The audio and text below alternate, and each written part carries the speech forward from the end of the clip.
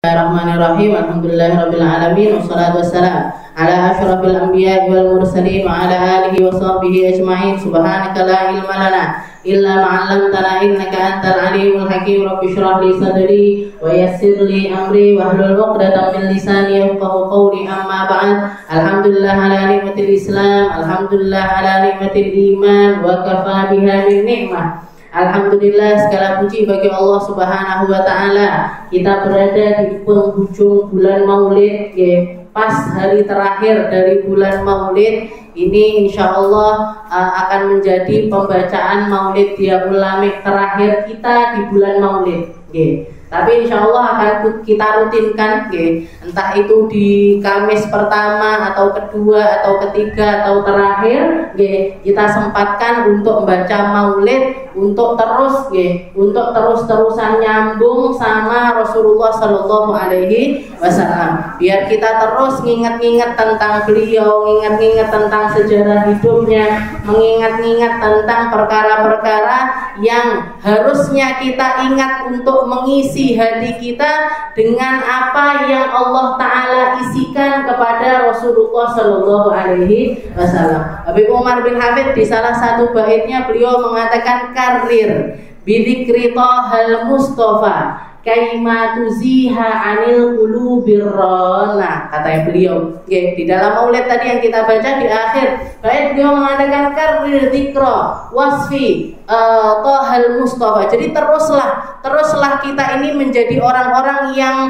mengulang-ulang tentang sifatnya Nabi, ngulang-ulang kedermawanannya, ngulang-ulang ketulusan hatinya, ngulang-ulang kebaikannya, ngulang-ulang semua hal yang indah pada diri beliau. Itu semuanya akan kaimatuziha anil qulubir rana. Itu akan mengikis kotoran-kotoran yang ada di dalam hatimu, akan mengingis kekasarannya, akan mengikis kerasnya hati kita, sulitnya kita ibadah, sulitnya kita zikir, sulitnya kita melangkah menuju tempat-tempat yang baik dan lain sebagainya. Itu bisa disembuhkan dengan mengingat-ingat atau mengulang-ulang tentang sifat-sifatnya Nabi kita, Nabi Muhammad Sallallahu Alaihi Wasallam. Beliau sang motivator. Walaupun tidak bersama kita, beliau sang pembawa kebenaran. Walaupun kita tidak pernah mendengarkan langsung darinya, tapi masih tetap bisa kita rasakan sampai detik ini, kebaikan-kebaikan dan juga tauladan-tauladan yang Allah Subhanahu wa ta'ala memang menyempurnakannya pada diri Nabi Muhammad Sallallahu Alaihi Wasallam. Maka siapapun yang mendekati Nabi, maka siapapun yang terus berjalan menuju Nabi, maka siapapun yang memasukkan Nabi Muhammad di dalam kehidupannya akan semakin sempurna dan mendekat kepada kesempurnaan. Walaupun kesempurnaan itu tidak mungkin bisa kita capai, tapi titik-titik kita akan bisa mengambilnya dari Nabi kita, Nabi Muhammad Sallallahu Alaihi Wasallam. Bulan Maulid ini, walaupun maulidnya sudah selesai, tapi insya Allah kita akan terus melanjutkan pembacaan maulidnya Nabi Muhammad Sallallahu Alaihi Wasallam. Dan hari ini alhamdulillah ada Bu Nur. Lek suaranya api kan lebih. Ini suaranya ndak sing modal marah. Jadi tapi itu anugerah, yaitu anugerah yang Allah Subhanahu wa ta'ala anugerahkan kepada orang-orang yang memang Allah ta'ala khususkan. Maka siapapun lek jenengan merasa suara saya bagus ini, suara saya mumpuni, saya ngerti nada ini, silahkan pakai suara itu, silahkan pakai anugerah yang Allah ta'ala berikan kepada jenengan untuk mendekat kepada Allah. Jadi kita pakai suara kita untuk hal-hal yang Allah ta'ala inginkan. Ini namanya syukur nikmat yang sebenarnya. Ini yang namanya syukur nikmat yang sebenarnya. Bukan terus suaraku apik, aku tak ada diki, nyari uang dari suaranya. Boleh saja istilahnya, selama ndak keluar jalur ndak apa-apa. Selama ndak pakai untuk merayu laki-laki ndak apa-apa. Selama tidak dipakai untuk menarik hal-hal yang haram untuk mendekat kepada kita, itu masih di dalam batas yang wajar. Jangan nyanyi, neng omah karaokean sendiri sama suaminya, silahkan, silahkan. Selama lagu-lagunya bukan lagu-lagu yang jorok-jorok dan lain sebagainya, enggak apa-apa. Tapi kalau sudah keluar dari hal itu, ini nanti yang akan dipertanggungjawabkan di hadapan Allah Subhanahu wa Ta'ala. Apalagi kalau dipakai untuk kayak gini, pakai baca Al-Quran. Bahkan Rasulullah mengatakan malam yataghanna bil Quran falaisa minna. Katanya Nabi Muhammad, barang siapa yang tidak pakai irama-irama di dalam membaca Al-Quran, irama-irama yang bener loh, enggak terus yang dawa malah ndek, sing ndek malah dawa, enggak. Tetap pada kaidahnya, tetap pada ketentuannya, tapi dilagu-lagukan agar orang enak dengerinnya, senang dengerinnya. Katanya Nabi Muhammad, dia orang yang bisa seperti itu tapi tidak melakukannya, katanya Nabi, falaisa minna, dia bukan golongan kami. Jadi tidak apa-apa, sholawatan, monggo, baca Al-Quran dibagus-baguskan, silahkan. Ki, tapi saya nggak iso pancenan nih loh. Nah, kita lanjutkan pembahasan kita tetap tabarukan biar tidak kosong maulidnya dengan Sulamut Taufik. Kita tetap meneruskan tentang pembahasan kita di dalam kitab Sulamut Taufik. Qala al-muallif rahimahullahu ta'ala wa nafa'ana bihi wa bi'ulumihi fid dharain. Faslun wa min syurutis shalah at-taharah min al-hadatsil akbar wa huwal ghusl. Kita sampai di dalam bab yang membahas tentang mandi. Cebok kan sudah. Cebok sampun, kita masuk ke dalam bab mandi. Bener Saya murojaahnya mandi nih, Mas.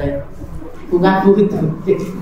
Faslun wa min syurutis shalah at-taharah minal hadatsil akbar wa huwal ghusl. Salah satu syaratnya salat, syaratnya salat itu berarti sesuatu yang ada pada diri orang yang akan melaksanakan salat. Kalau perkara ini tidak dilakukan atau perkara ini tidak dihilangkan, tidak sah salatnya. Salatnya tidak akan menjadi sah. At-taharah minal hadatsil akbar, yaitu suci, sucinya diri dari yang namanya hadas besar sebelum bersuci dari hadas kecil. Jadi bersuci dari hadas besar terlebih dahulu sebelum bersuci dari yang namanya hadas kecil. Apa bisa? Orang suci dari hadas kecil tapi tidak suci dari hadas besar, bisa? Bisa. Jadi misalkan jenengan suci dari haid, suci dari haid, boleh apa enggak? Sudah suci, darahnya sudah berhenti. Jenengan pengen wudu, boleh napa mboten? Boleh, boleh. Jenengan wudu, sekedar wudu saja sudah boleh. Karena syaratnya wudu juga adalah orang ini darahnya berhenti dari haidnya. Boleh sudah wudu dia. Berarti apa? Suci dari hadas kecil, tapi tidak suci dari hadas besar. Boleh tidak sholat? Tidak bisa.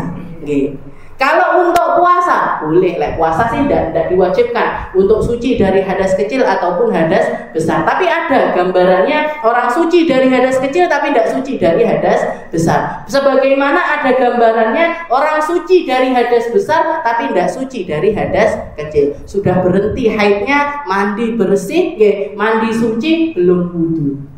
Tapi tidak wudu. Gimana ini? Suci dari hadas besar tapi tidak suci dari hadas kecil. Boleh sholat? Tidak boleh.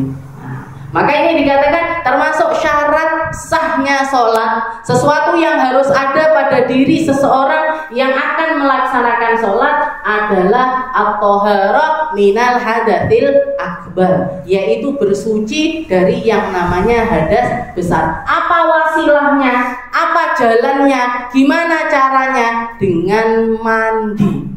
Al-ghuslu. Al-ghuslu itu artinya mandi.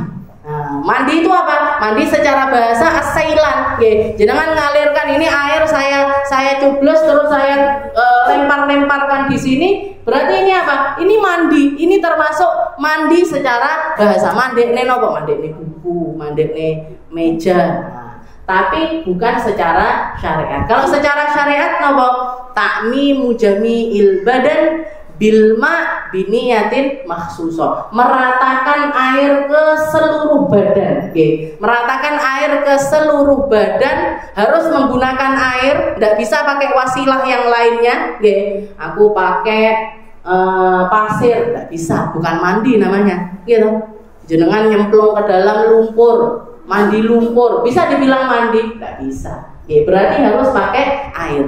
Takmim, jadi diratakan ke seluruh badan, ke tempat-tempat yang kelihatan dari badan kita. Ya, ini berarti semuanya harus dibasuh, termasuk ininya mata, termasuk dalamnya hidung, termasuk dalamnya mulut, termasuk bagian pusat, termasuk bawah-bawahnya kuku dan lain sebagainya. Tempat-tempat yang kadang-kadang orang, bahkan kalau perempuan ini termasuk nih dalamnya lubang telinga, jenengan ditindik, jenengan kalau ditindik itu kan ada lubangnya. Ini yang lubang dari dalam itu juga harus kena air. Kalau jenengan pakai anting, cukup digerak-gerakkan, cukup digerak-gerakkan saja. Kalau tidak pakai anting, maka harus diginikan, biar air itu masuk ke dalam lubang tersebut. Lek wis meh mampet, belum mampet, tapi sudah hampir mampet, gimana? Harus memasukkan sesuatu yang bisa memasukkan air ke tempat tersebut. Lidi misalkan,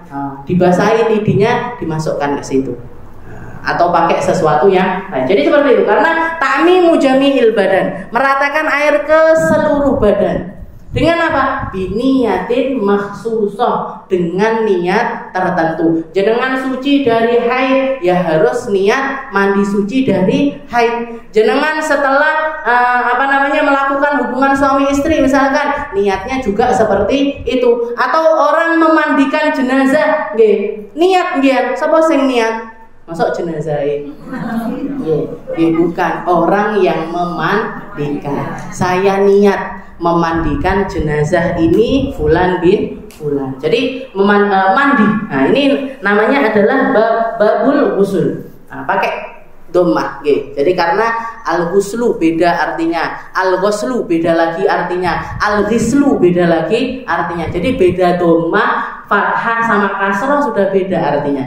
Kalau al-ghuslu apa? Al-ghuslu membasuh. Membasuh itu namanya al-ghuslu. Al-ghislu benda yang dipakai untuk membersihkan. Air ini atau jenengan mandikan pakai sabun. Nah, ini semuanya masuk ke dalam ghislu. Jadi al-ghuslu. Dan mandi ini hukumnya juga banyak, tidak bisa diperinci langsung. Oh, mandi itu hukumnya apa? Wajib. Semua mandi hukumnya wajib, tidak bisa. Ada macam-macam hukumnya. Dikatakan yang pertama hukumnya wajib. Kapan mandi menjadi sesuatu yang wajib? Ketika kita menadarkan mandi sunnah. Ketika jenengan menadarkan mandi sunnah, maka mandi itu kedudukannya tidak lagi sunnah tapi wajib. Bilang misalkan, wallahi, demi Allah, saya setiap ketemu hari Jumat akan mandi. Saya setiap kali ketemu hari Jumat akan mandi. Ketemu hari Jumat, gimana ini hukum mandinya? Wajib. Lek lali ndak adus hari Jumat itu, gimana hukumnya? Dosa. Hukumnya berdosa. Ini mandi. Lah orang Indonesia biasa marahin bahas mandi karena kita biasa mandi sehari berapa kali? Sekali, 2 kali, 3 kali. Orang Indonesia terbiasa mandi itu setiap hari karena air melimpah di sini. Lek di Arab sana, Bu, di Inggris, di negeri barat dan lain sebagainya, mandi itu enggak setiap hari.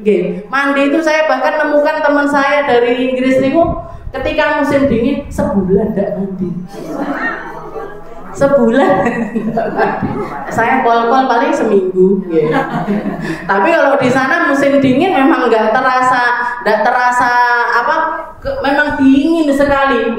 Bahkan habis mandi nih habis mandi itu sak badan dikasih vaselin, lotion yang lainnya nggak ngaruh. Pakai vaselin yang lengket nih itu diratakan ke muka, ke badan, ke tangan, ke kaki, semuanya dikasih vaselin. Itu saya pakai baju tumpuk-tumpuk, pakai kaos, pakai celana, pakai daster, pakai jaket dan lain sebagainya saking dinginnya. Jadi kalau di sini orang membahas mandi, macam bentino itu saya nyapa detail. Kalau orang sana enggak, sebulan sekali aja kuat enggak mandi. Tapi jangan ditiru. Idza nadara al-ghuslul masnun. Jadi kalau dinadarkan maka hukumnya jadi wajib. Setelah itu wajib lagi fi halatis sit. Tapi kalau di dalam Sulamut Taufik di sini dikatakan walladzi yujibul ghusla khamsah. Yang mewajibkan mandi itu 5, nggih. Kalau di dalam Sulamut Taufik dibahasnya 5. Kenapa? Karena memandikan jenazah tidak dimasukkan. Ya, alasannya adalah karena memandikan jenazah itu yang wajib bukan jenazahnya, tapi yang wajib orang yang masih hidup yang menyaksikan jenazah tersebut. Ya, berarti orang lain yang wajib untuk memandikan. Tapi di sebagian kitab dianggap sebagai 6. Ya, jadi kalau di Sulamut Taufik 5, ada yang kurang 1. Apa itu? Memandikan jenazah. Tapi kalau di dalam kitab-kitab yang lain 6. Ya. Jadi 3 khusus untuk perempuan, 3 lagi yastamilu fihi rijal wan nisa. Jadi laki juga kena, perempuan juga kena. Yang khusus perempuan apa? Haid, nifas, wiladah. Gitu. Jadi suci dari haid, gitu. Ketika begitu darah itu berhenti, gitu. Begitu jenengan ngambil kapas, dimasukkan ke dalam kemaluan kok sudah putih bersih, gitu. Kok sudah putih bersih, wajib mandi. Gitu. Wajib hukumnya untuk mandi. Tapi kalau masih dilihat oh kuning, oh abu-abu, oh oranye, oh pink dan lain sebagainya, gitu. Jangan buru-buru mandi.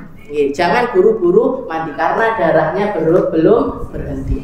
Jadi karena haid, karena nifas juga sama. Cara ngelihat sucinya juga sama. Diambil kapas, dimasukkan, dilihat putih, baru mandi. Kalau belum putih, jangan buru-buru mandi. Dan yang ketiga wiladah. Wiladah ini apa? Melahirkan. Jadi ada yang namanya mandi wiladah, mandi setelah melahirkan. Tapi mandi setelah melahirkan ini menjadi sesuatu yang wajib ketika begitu melahirkan darahnya berhenti. Nah, jadi begitu lahiran kok darahnya berhenti, wajib mandi. Tapi kalau setelah melahirkan darahnya langsung berlanjut dengan darah nifas, tidak wajib mandi. Wajibnya mandi nanti bareng dengan berhentinya darah nifas. Jadi tidak perlu dipaksa. Habis orang melahirkan, dah ngatus. Ini biasanya. Saya ada pada kebiasaan yang kayak gitu. Nah, apa namanya? Kalaupun misalkan dia diharuskan mandi, ya mandi bersih-bersih aja, bukan mandi sebagai kewajiban, karena mandi yang dibahas di sini adalah mandi yang setelah itu karena mandi itu dia bisa melakukan ibadah yang namanya sholat. Bisa sholat, bisa puasa, bisa baca Quran dan lain sebagainya. Nah, sedangkan ini kalau setelah melahirkan langsung lanjut dengan nifas, bisa sholat napa mboten? Tidak bisa, maka tidak ada kewajiban untuk mandi. Itu yang pertama, hukumnya wajib karena nadar dan karena asbabus sit dan karena sebab yang 6. Lalu yang kedua adalah hukumnya sunnah. Mandi hukumnya sunnah, ini ada banyak sekali. Mandi setelah memandikan jenazah sunnah. Mandi di hari Jumat sunnah. Mandi ketika hari raya Idul Adha, hari raya Idul Fitri sunnah. Mandi ketika jenengan mau ngumpul-ngumpul seperti ini. Mandi semua nomboten ini. Mandi tidak ada yang kepet. Jadi mandinya jenengan mau berangkat, aku harap budal, saya mau berangkat ngaji Kemis. Setelah itu jenengan mandi, mandi dulu sebelum berangkat. Gimana ini hukum mandinya? Sunnah, dapat pahala. Dapat pahala. Kita mau kumpul-kumpul kebaikan, sunnah untuk mandi. Mau umroh, mau haji, mau masuk ke 2 negeri yang suci, mau masuk Mekah, mau masuk Madinah, hukumnya sunnah untuk mandi dan macam-macam lagi. Nah, jadi kalau mandi sunnah ini banyak sekali. Setelah itu ada hukumnya mubah. Mubah mandi hukumnya boleh iya, boleh enggak. Kapan itu? Mandi lit tabarruk. Mandi karena sumuk meleatus, atau kecapean pengen mandi, cuman sekedar itu saja tanpa dikaitkan dengan niat-niat yang baik, maka hukumnya adalah mubah, hukumnya adalah boleh, tidak dapat pahala juga tidak dapat dosa. Wal makruh, setelah itu juga ada hukumnya makruh. Kapan itu? Al-ghuslu bil inrimas lis-shaim, mandi dengan cara menyelam padahal dia sedang berpuasa. Ramadan saum ya. renang. Saya mau renang, renang gimana hukumnya? Gimana hukum renangnya? Boleh, silahkan, enggak apa-apa, enggak apa-apa. Syaratnya adalah jangan sampai ada air yang masuk. Entah itu ke mulut, entah itu ke telinga, entah itu ke hidung, jangan sampai ada yang masuk. Kalau sampai ada yang masuk, batal. Kalau sampai ada yang masuk, airnya batal. Dan ini sulit sekali dihindari. Ini apa betul? Jangan poso-poso keramas saya bicara nih, yo biar tidak masuk ini, kumur-kumur, masuk nanti keramas, ini masuk ke telinga dan lain sebagainya, sulit. Jadi makanya di sini hukumnya adalah makruh. Sebisa mungkin dihindari, sebisa mungkin dihindari. Jangan puasa keramas. Gimana hukumnya? Makruh hukumnya, makruh hukumnya. Kalau misalkan sampai kemasukan air, batal, batal puasanya, wajib dikodok di hari yang lain, dan puasa hari itu tetap wajib dilanjutkan. Bukan berarti wah wis batal semangan pisan ae, ngombe pisan. Enggak boleh, Bu. Enggak boleh yang seperti itu. Jadi puasanya wajib untuk diteruskan, tapi puasa ini batal dan wajib dikodok di hari yang lain. Wajib dikodok di hari yang lainnya. Nah, itu, jadi hukumnya adalah makruh. Nah, kalau tidak sampai masuk, hukumnya makruh. Kalau masuk, hukumnya jadi batal itu tadi. Setelah itu haram ma'as-sihah wa haram ma'adamisihah. Haram tapi sah, haram tapi sah. Mandi dengan air wa ane tonggone. Nah, ini gimana hukum mandinya? Sah, tapi haram. Haram itu berarti apa? Dosa, dosa tapi mandinya itu sah. Maksudnya sah, tidak perlu diulang lagi. Aku yang pertama mandi pakai airnya tetangga. Nah, sah apa enggak mandi saya? Sah. Nah, jadi nggak perlu diulang lagi. Setelah itu yang terakhir adalah haram ma'adamisihah. Idza kanat haidun biniyati ta'abbud. Kalau lagi dia sedang berhalangan, lagi tidak boleh mandi, dia mandi suci. Jadi tengah-tengah haid, darahnya masih keluar. Nah, ini biasanya terjadi sama orang-orang yang lagi umroh atau lagi haji. Saya banyak menemukan. Jadi piye ini sudah diampet-ampeti tidak mampet. Sudah minum obat biar tidak haid, tetap haid. Padahal sudah keluar uang 30 juta. Berapa umroh nih? 15 juta dan lain sebagainya. Wes kadung nyampe sana, tidak boleh sholat, tidak boleh masuk masjid dan lain sebagainya. Akhirnya mandi pakai pembalut, sholat, nanti duhur mandi, sholat di masjid, asar gitu lagi dan terus. Gimana ini hukumnya? Haram. Haram bukan cuma sekedar haram dan tidak sah. Tidak sah mandinya, tidak sah wudunya, tidak sah sholatnya, tidak sah iktikafnya, tidak sah ibadahnya di dalam masjid, semuanya tidak sah. Terus ribut. Tidak malah dapat pahala, tapi malah dapat dosa. Teko omah dia umrah makbul, haji mabrur dan lain sebagainya. Sholatnya lo tidak diterima, tawafnya lo tidak diterima, ibadahnya lo tidak diterima. Makanya belajar tentang masalah toharoh ini jauh lebih penting ketimbang belajar tentang masalah haji umroh untuk orang yang mau berangkat.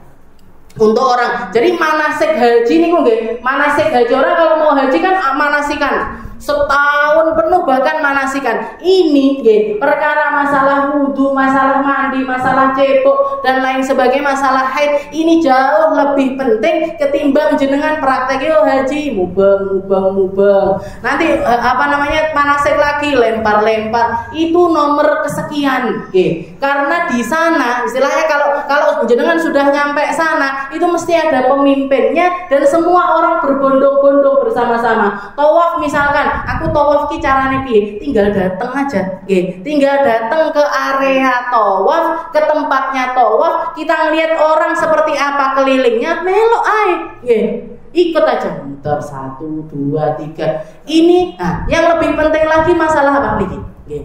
Ini harusnya diprioritaskan di dalam manasik haji. Karena banyak yang tidak ngerti, banyak sekali yang tidak ngerti masalah pakaian saja. Saya nemukan sendiri orang habis umrah, jadi tawaf, setelah itu sa'i, untuk menghalalkan yang haram nih. Orang kalau umrah niku kan wajib ihram. niat ihram gitu, nggak boleh pakai wangi-wangian, nggak boleh ini harus nutup aurat terus dan lain sebagainya sampai selesai umroh. Selesainya ini ditandai dengan apa? Tahallul, gitu. Ditandai dengan cara motong rambut sedikit. Nah ini orang Indonesia wonten habis tawaf sa'i di tempat di Bukit Marwah itu jilbabe dicepot, potong dia. Emak-emak nih jadi ya Allah sampai penjaganya itu sampai ya kalau ndak orang Indonesia ndak ini orang Indonesia antik-antik seperti ini. Jadi lebih penting kita belajar masalah gimana caranya nutup aurat yang memenuhi syarat itu seperti apa dan lain sebagainya. Ini jauh lebih penting. Haram ma'adamis sihah. Setelah itu apa? Jadi haid, karena suci dari haid, suci dari nifas, suci setelah wiladah, ini perkara yang mewajibkan kita untuk mandi. Perkara yang mewajibkan kita untuk mandi. Setelah itu juga al-jima. Jima ini nopo? Jima ini ada anak-anak di bawah umur ya. Tidak apa-apa, tapi ini semuanya pelajaran. La haya fiddin, tidak boleh malu. Kita membahas tentang permasalahan agama, toh perempuan sama perempuan juga. Jadi salah satu hal yang mewajibkan mandi adalah yang namanya jima atau berhubungan suami istri. Seperti apa patokannya?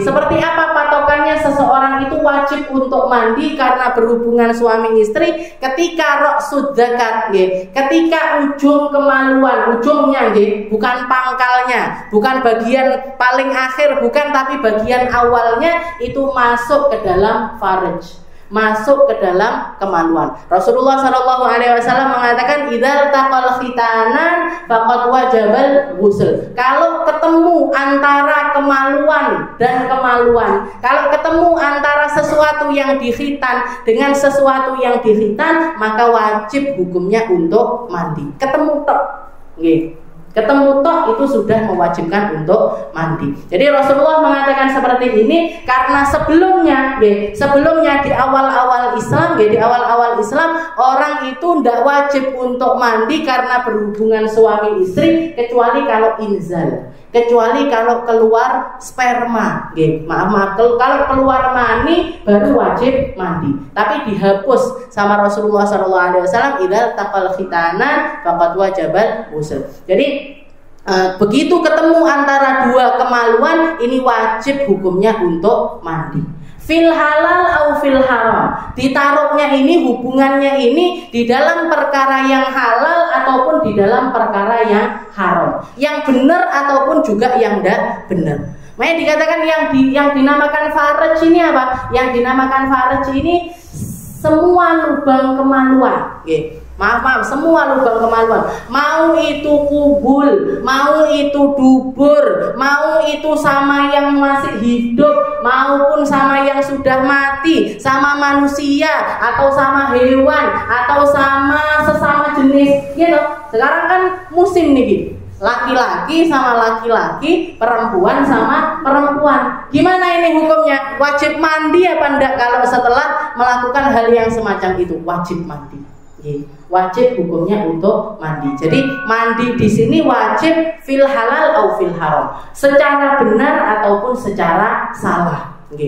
Rasulullah SAW pernah mengatakan ketika para sahabatnya Nabi mengatakan, ya Rasul, dhahaba ahlud duthuri bil ujur. Ya Rasul, wis pahalai dipek wong-wong sugih tok. Sing iso bangun masjid wong sugih, sing iso bangun pondok pesantren wong sugih, yang bisa nyumbang untuk di jalannya Allah Ta'ala kuda, pelana, untuk perang dan lain sebagainya. Cuman orang-orang kaya ya Rasul, kita ini entek-entekan, ndak iso nyapa-nyapa ya Rasul. Ini para fuqara dari sahabatnya Nabi ini, orang-orang fakir dari sahabatnya Rasulullah mengadu yang seperti itu. Maka Rasulullah mengatakan, alaisa fi kulli tasbihatin sadaqah? Bukankah setiap kali kamu bertasbih itu sedekah? Sedekah bahkan untuk dirimu sendiri. Zikir sedekah, baca tahlil sedekah, baca Al-Quran sedekah, ngomong yang baik sedekah, menyegah orang dari perkara yang mungkar sedekah. Bahkan Rasulullah mengatakan, wa fi butni ahadikum sadaqah. Bahkan kamu bisa sedekah ketika kamu melakukan hubungan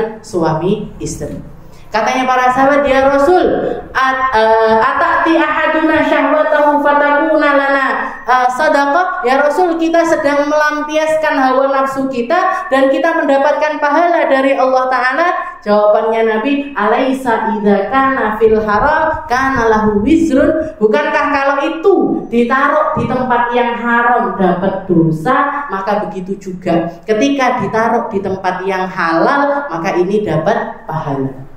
Dapat pahala, ya, dapat pahala dari Allah Subhanahu wa Ta'ala. Makanya Allah Subhanahu wa Ta'ala mengatakan di dalam Al-Qur'an, la taqrabul fawahisha ma dhahara minha wa ma batan. Masalah maksiat yang namanya kemaluan, bermaksiat dengan kemaluan itu harus dijauhi, yang nampak maupun yang tidak nampak, yang kelihatan. Jadi Allah Ta'ala bilangnya bukan la taznu, jangan kamu berzina, tapi dimulai dengan la taqrabuz zina, jangan deket-deket sama zina. Bahkan lebih ekstrim lagi dari itu, napa? La taqrabul fawahish ma dhahara. Jangan kamu deket-deket sama yang namanya zina, atau tetek bengeknya zina, macem-macemnya zina, model-modelnya zina. Yang nampak jangan didekati, yang tidak nampak juga jangan didekati. Sengketok, apa yang kelihatan dari permulaan dari yang satu ini nopo? Adanya zina ataupun liwat ataupun homoseksual dan lain sebagainya. Apa permulaannya? Kan macam-macam. Orang-orang yang mengaku LGBT nih, yang laki seneng sama laki, bilangnya kan saya itu dari kecil merasa saya itu laki-laki tapi di tubuh perempuan, nyasar. Jadi rohnya nyasar, yang harusnya ditaruh di tempatnya laki-laki ditaruh di tempatnya perempuan. Siapa kamu nyalah-nyalahkan Allah Ta'ala, naruh roh nyasar. Allah Ta'ala tidak pernah naruh yang seperti itu, selalu semuanya pada tempatnya. Semongko tidak pernah berubah jadi pisang, gitu. Semangka tidak pernah berubah jadi pisang, pisang tidak pernah berubah jadi semangka, tidak pernah. Allah Ta'ala selalu jadi pohon itu waktunya warnanya merah, ya merah, waktunya hijau, ya hijau, waktunya oranye, ya oranye. Semuanya sama Allah Ta'ala ditempatkan di tempatnya masing-masing, di musimnya masing-masing, di waktunya masing-masing. Jadi tidak pernah ada. Ini sama saja dia sedang menyalahkan Allah Subhanahu wa Ta'ala. Tuhan ini salah. Saya itu harusnya jadi laki-laki, saya itu harusnya jadi perempuan. Dan itu terjadi begitu saja? Enggak. Dari awalnya, enggak langsung dia jadi orang gay, enggak langsung jadi lesbian, tapi dimulai dari sesuatu yang kecil. Entah itu salah dalam pendidikan. Orang tua kadang-kadang melihat anaknya yang laki-laki, kok lucu ya, kok putih ya, kok kayak perempuan, dipacai pisan kayak itu, dijilbabi, dibibiri dan lain sebagainya. Ini awalnya. Atau dia sukanya kelompokan sama, sukanya lebih nyaman duduk-duduk sama. Jadi laki-laki nyaman duduk sama perempuan, perempuan nyaman duduk sama laki-laki dan lain sebagainya. Itu awal dari semuanya. Jadi ini yang nampak, ma dhahara minha. Tapi Allah Ta'ala bahkan melarang kita untuk jangan deket-deket bahkan sama yang batin, yang tidak nampak. Apa yang tidak nampak? Ini khawatirul qalb, lewat-lewatnya hati, perkara-perkara yang suka lalu lalang di dalam hati kita. Ngelihat drama-drama yang seperti itu, ngelihat sinetron-sinetron yang kepacaran-pacaran seperti itu. Nggak, kita istilahnya bisa mengatakan saya tidak akan yang seperti itu, tapi itu kita masukkan di dalam hati kita. Akhirnya apa? Akhirnya kita setuju dengan apa yang mereka lakukan, setuju dengan perkaranya mereka. Ini yang batin. Makanya para ulama kita mengajarkan kepada kita, kalau kita pengen terhindar dari apa yang seperti yang dikatakan oleh Allah Ta'ala, la taqrabul fawahish ma dhahara minha wa ma batan. Kalian hindari itu yang namanya fawahish, perkara yang kecil itu kalian hindari, yang zahir dihindari, yang batin juga dihindari. Kuncinya adalah 4 hal. Ada 4 hal yang harus kita baca. Al-ainu anin nadhar, mata dari melihat perkara-perkara yang haram. Perkara yang haram ini apa? Dimulai dari apa? Melihat laki-laki yang tidak halal untuk jenengan. Laki-laki yang tidak halal untuk kita. Siapa laki-laki yang tidak halal? Pak Parkir itu tidak halal. Pak Satpam itu tidak halal. Okay. Jadi orang-orang yang tidak ada hubungan sama kita, bukan paman kita, bukan ayah kita, bukan kakek kita, bukan saudara laki-laki kita dan lain sebagainya, ini harus diampet-ampeti ngelihatnya. Okay. Melihatnya itu harus sangat dikurangi. Okay. Ketika kita ridho dengan hal-hal yang seperti itu, okay. Lain lagi kalau yang dilihat ulama-ulama, okay. Lain lagi kalau yang dilihat orang-orang soleh, lain lagi yang kalau kita yang bukan mahramnya itu orang yang ngajarin kita, orang yang mengarahkan kita, itu pun masih harus dengan batasan-batasannya. Udah terus Ustadku, Assalamualaikum Ustaz, paluk-palukan. Nah sini udah keluar batas, gitu. Jadi al-ainu anin nadhar, mata dari melihat perkara-perkara yang haram. Lisan, setelah itu yang kedua lisan dari berucap tentang perkara-perkara yang semacam ini. Ngobrol, terus ngomongin orang laki-laki ini, Pak Iki dan lain sebagainya. Nah ini harus diampet-ampetin. Al-lisan an kalamil haram, omongan dari ngomongin perkara yang jadi lisan ini yang sulit nomor sulit sekali. Jadi ini perkara yang tidak mudah, ini perkara yang sangat sulit sekali, apalagi untuk era kita zaman sekarang ini, yang semua tontonannya lewat TV, lewat HP dan lain. Istilahnya yang haram-haram itu mau tidak mau kita dijejeli, mau tidak mau niat buka. Kita iki. Nah, gimana ini caranya? Pertama rezeki, pertama jenengan ngelihat rezeki, tapi ngelihat langsung di gini kan, apa? Langsung digeser, ngelihat langsung digeser. Nah, ini rezeki namanya. Wong iki ganteng tibake. Nah, digeser, nggih. Tapi kalau digeser balik nang. Ganteng ya. Nah ini permulaannya. Ini menjangkiti walaupun tidak secara zahir tapi secara batin, merusak. Merusak ini kalau kita terus-terusan mengatakan ya Allah kenapa ya saya sholat kok nggak bisa nikmat, saya ngaji kok nggak bisa khusyuk, saya kok kalau melakukan istilahnya dapat kebaikan itu sempat masuk di dalam pikiran, pengen begini, niat begini, kok ndak iso nyapo, kenapa kok terus-terusan terhalang? Karena kita selalu mencampurkan yang halal dengan yang haram. Jadi maca Quran iya, nonton sinetron juga iya. Jadi pikiran iya, majelisan iya, tapi dramanya yang ongoing juga terus-terusan dicampur. Kalau sudah dicampur gitu tidak mungkin bisa langgeng, tidak mungkin, sulit untuk bisa istiqomah, itu sulit sekali. Apa harus kita berubah 100%? Pelan-pelan. Sesuatu yang terlalu dipaksakan itu juga enggak baik. Kita hidup istilahnya apa adanya, seperti kebiasaan kita, seperti lumrahnya manusia, tapi jangan sampai kita menjadi orang-orang yang terus stuck seperti itu saja.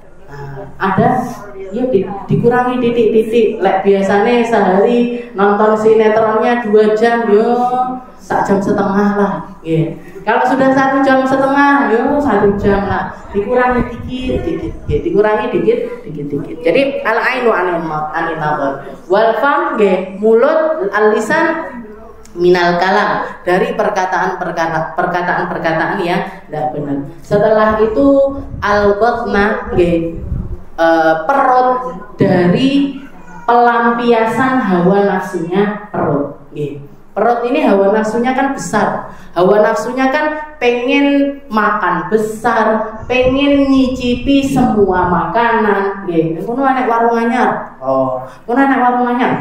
parani semuanya, sampai semua makanan satu long agung tahu aku ki bandeng sing enak ning kene, botok sing enak ning kene, bakso sing enak ning kene, soto apal semuanya. Nah, ini pemuasan hawa nafsu yang seperti ini juga membawa atau memicu untuk melakukan perkara yang fahisyah, perkara yang keji, entah itu secara dohir ataupun secara batin. Dan yang terakhir al-qalbu. Nah, ini yang paling penting yang harus kita jaga. Hati minal fikir, hati dari memikirkan perkara-perkara yang haram. Delok sing ganteng terus dipikir nih, ya Allah, seandainya dia jadi suami saya, seandainya dia jadi pacar saya, seandainya jadi tetangga saya, bangga saya.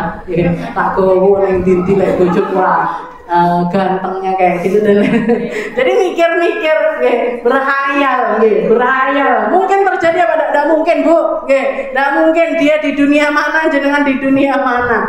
Jadi tidak usah ini terlalu tinggi, atau memikirkan perkara yang seperti itu terlalu tinggi. Itu cuman pertama yang pasti buang-buang waktu, buang-buang tenaga, buang-buang kuota, buang-buang semuanya dibuang. Masa muda kita terbuang, umur kita terbuang, semuanya terbuang karena memikirkan perkara. Katanya para ulama, kalau kamu bisa menjaga dirimu dari 4 hal ini, kamu terhindar. Dan minal fawahish ma dhahara minha wa ma batan, dari perkara yang keji, baik itu yang nampak maupun yang tidak nampak. Itu yang pertama, jima. Baik di dalam yang halal ataupun di dalam yang haram, semuanya adalah perkara yang tidak baik. Wa a'dham minaz zina, dan yang lebih parah dari zina, keburukan kejinya fahisyah ini, zina itu sudah istilahnya sudah parah sekali. Zina itu sudah sesuatu yang parah, kalau Al-Quran mengibaratkannya orang melampaui batas, bukan cuma zina, yang permulaan dari zina aja sudah dikategorikan sama Allah Ta'ala perkara yang melampaui batas. Allah Ta'ala walladzina li furujihim hafidun illa ala azwajihim aw ma malakat aymanuhum fa innahum ghairu malumin faman ibtagha wara'a dzalika fa ulaika humul adun. Yang nyari perkara dari bagian-bagiannya zina atau pecahan-pecahannya zina. Apa pecahan-pecahannya zina? Onani, masturbasi, ngelihat yang haram dan lain sebagainya, itu semuanya faman ibtagha wara'a dzalika. Yang nyari di belakang itu faulaika humul adun. Mereka semuanya adalah orang-orang yang melampaui batas. Melampaui batas di dalam menempatkan syahwatnya, melampaui batas di dalam ibadah yang boleh dilakukan dengan kemaluan dan lain sebagainya. Orang-orang yang melampaui batas. Jadi harus memang kudu diempet banget, harus diempet sekali. Ini yang namanya jima. Dan yang kedua adalah wayujibul ghusl khurujul mani, keluarnya mani. Jadi jima walaupun tidak keluar mani wajib mandi. Keluar mani walaupun tanpa jima juga mewajibkan mandi. Ini kadang bisa dikontrol, kadang tidak bisa dikontrol. Terutama untuk laki-laki, karena laki-laki itu bahkan balignya mereka atau masuknya mereka ke usia baligh itu dengan khurujul mani, dengan keluarnya mani, yang biasa kalau kita bilangnya mimpi basah. Jadi anak laki-laki sudah umur di atas 9 tahun kok tahu-tahu bangun tidur basah, basah, bukan pipis tapi, bukan pipis, jadi keluar mani. Gimana ini hukumnya? Wajib mandi, wajib hukumnya untuk mandi. Nah ini kan ada yang halal juga ada yang haram. Halal ketika bersama istrinya sendiri, haram ketika nyari di luar itu. Khurujul mani. Setelah itu yang ketiga adalah wal maut. Yang keenam, yang terakhir adalah kematian.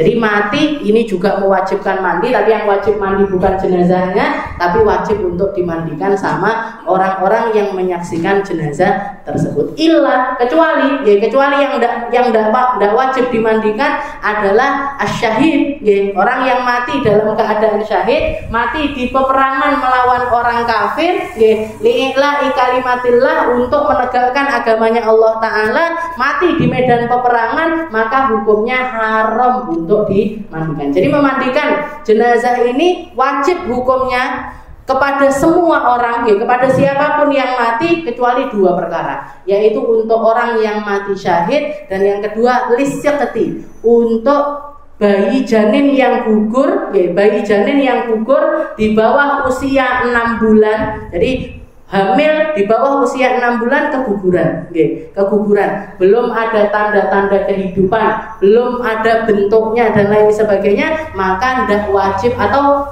tidak wajib hukumnya untuk dimandikan. Cukup dibasuh, kalau mau basuh boleh, istilahnya boleh dibasuh, boleh. Setelah itu dibungkus dengan kain, dikuburkan, cukup seperti itu. Jadi selain itu semuanya wajib. Selain dua perkara ini, selain syahid, orang yang karena syahid ini seperti yang kita ketahui ada 3 macam gitu.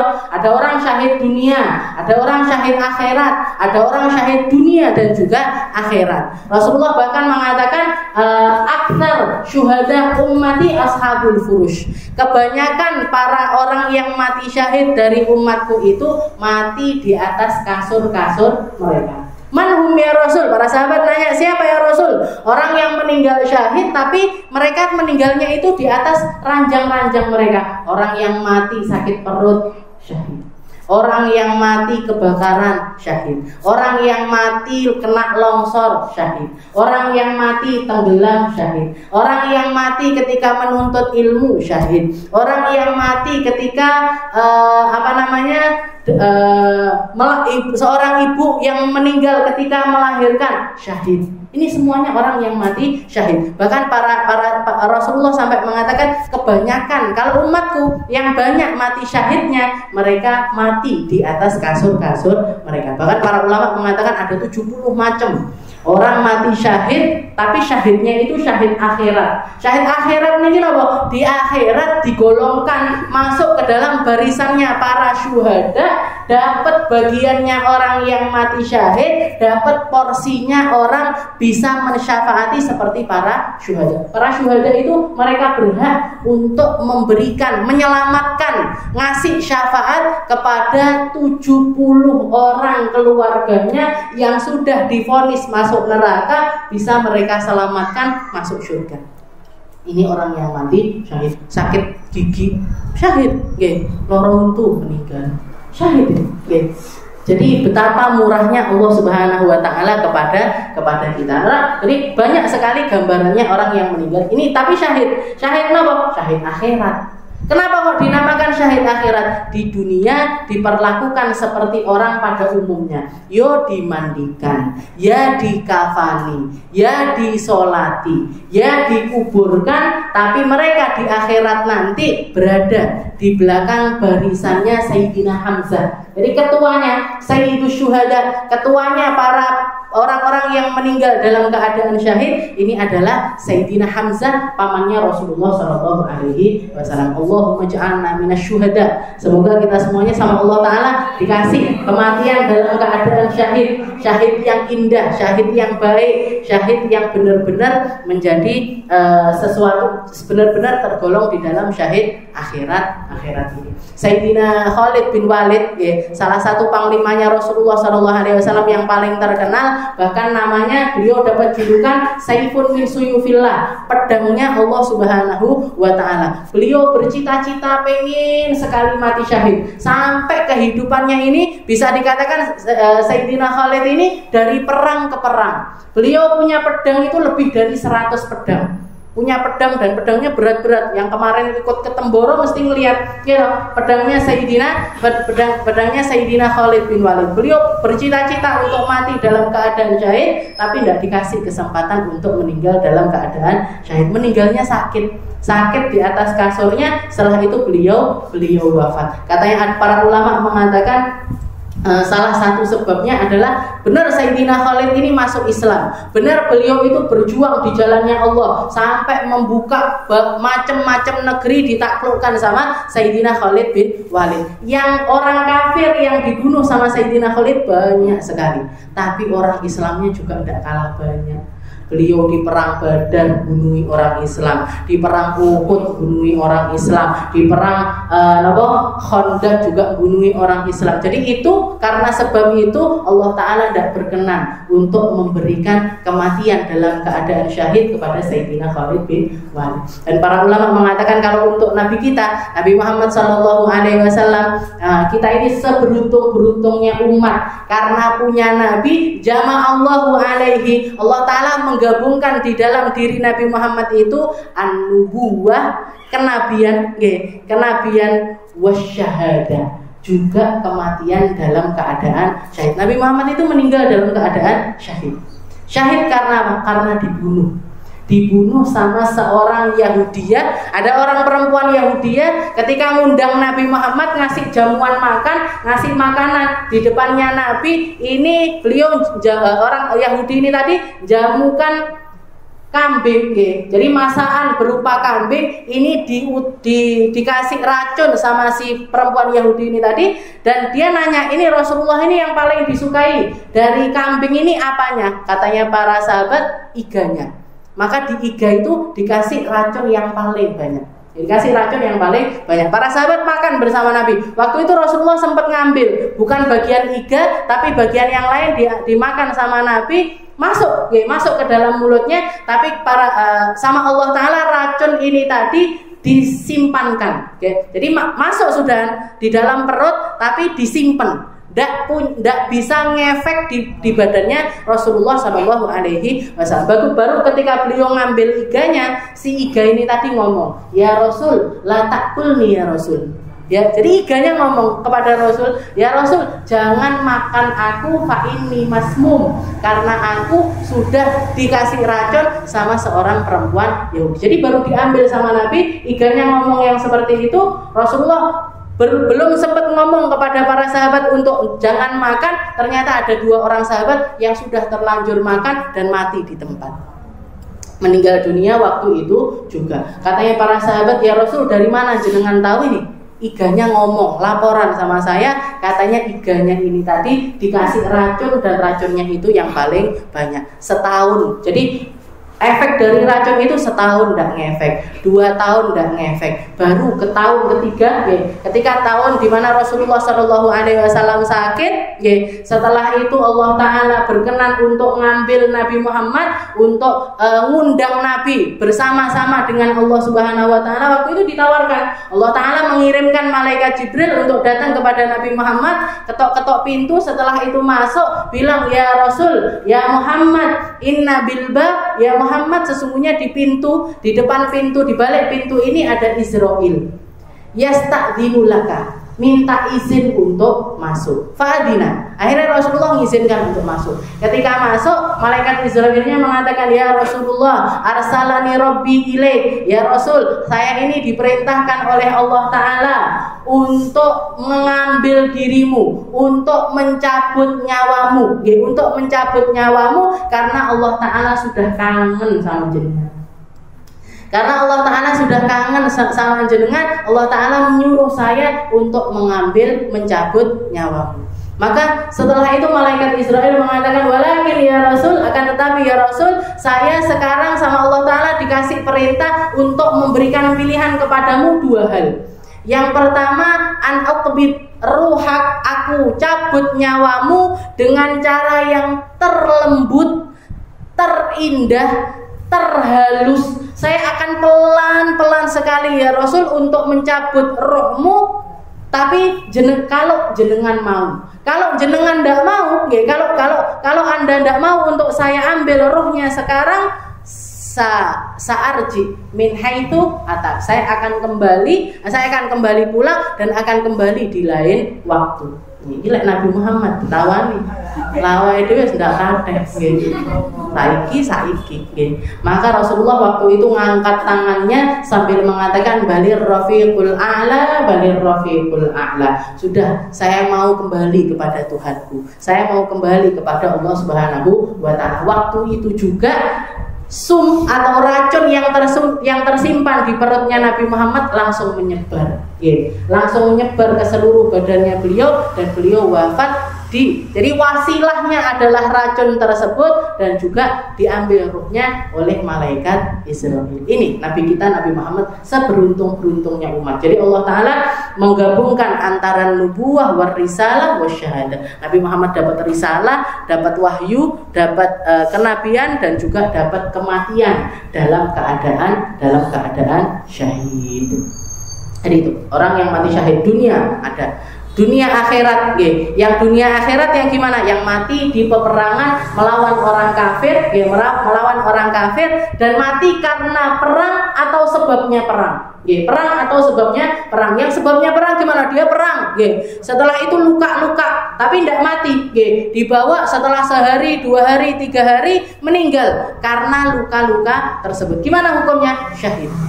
Orang ini syahid. Tapi kalau ketemu sebab lain dibandingkan yang karena sebab perang, maka dianggap mati dalam keadaan biasa. Jadi dia perang, luka-luka perangnya, tapi tidak meninggal. Setelah itu besoknya panas misalkan, atau sakit demam, baru setelah itu meninggal. Gimana ini? Tetap wajib disolati, dimandikan, dikafani dan juga dikuburkan. Kalau orang mati syahid cukup dikafani dan dikuburkan. Tidak perlu dimandikan, tidak perlu disolati. Karena Allah Ta'ala mengatakan nanti di akhirat mereka bakalan menjadi ketika dibangkitkan berdarah-darah dengan darahnya alaun dam, jadi warna darahnya tetap warna darah, warnanya merah, rihul misik. Tapi aromanya aroma misik dan mereka dibangkitkan langsung digiring sama Allah Ta'ala udkhulul jannah bighairi hisab, silahkan masuk surga tanpa hisab. Dan mereka dipersilahkan untuk menyelamatkan 70 orang dari keluarganya yang sudah divonis masuk neraka bisa diselamatkan masuk ke dalam surganya Allah Subhanahu wa ta'ala. Begitu juga dengan sikit. Sikit itu apa? Janin yang gugur itu tadi. Janin yang gugur juga ada bagian-bagian yang tidak perlu untuk dimandikan, yaitu kalau misalkan tidak ada gerakan, tidak ada bentuknya dan di bawah 6 bulan ini tidak perlu apa-apakan. Tapi kalau yang lainnya misalkan sudah kelihatan bentuknya atau sudah kelihatan imaratul hayah, ada tanda-tanda kehidupan, maka wajib lengkap dimandikan, disolati, dikafani dan juga dikuburkan. Anak kecil yang meninggal itu juga seperti itu. Dikatakan di hari kiamat nanti ada anak-anak kecil keliling-keliling di antara orang-orang yang kehausan di padang mahsyar, bawa gelas-gelas nyari. Ada orang yang aku ngelak, dilihat kamu bukan abahku, kamu bukan ibuku, kamu bukan abahku, kamu bukan ibuku. Terus kamu mau ngasih minum siapa? Aku ini di sini diperintahkan sama Allah Ta'ala untuk mencari ayahku, nyari ibuku, ngasih minum kepada mereka dan menggiring mereka ke dalam surga. Ini anak-anak janin-janin yang meninggal sebelum balik, ini mereka bisa menyelamatkan orang tua mereka masing-masing. Bisa menyelamatkan orang tua masing-masing. Jangan diambil-ambil ibu, tidak usah KB. Kalau dikaruniai sama Allah Ta'ala, dua anak 5, 6, keguguran 5 kali, 3 kali, 4 kali, nanti sing golek akeh kan enak. Ayo langsung dibawa, mereka bawa minum untuk orang tua mereka sendiri. Setelah itu giring mereka masuk ke dalam surga. Ini bayi-bayi atau anak-anak kecil yang meninggal sebelum usia balik.